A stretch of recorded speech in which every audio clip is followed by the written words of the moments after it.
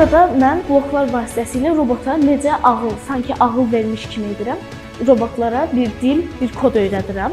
Burada təkcə robotlara yox, özüm də sanki bir şeylər öyrənirəm. Dostlarımla birlikdə hətta bura çox maraqlı olur. Bu masterclass mənə çox şey öyrədir. Burada mən robotlara blok kodlar vasitəsilə bir neçə blokları alt-alta qoyub, alqoritm vasitəsilə robotu işə gətirirəm. Burada da mən mikrobitdən istifadə edirəm. Kompüter mikrobiti qoşduqdan sonra bloklar vasitəsilə kodları yazıram. Və beləliklə də mikrobit işə düşür, yəni robotum işə düşür. Bu zamanda mən istədiyim sensoru taxaraq, mən robotun xaricdən götürdüyü məlumatları kompüterimdə əks etdirməsini sağlayıram.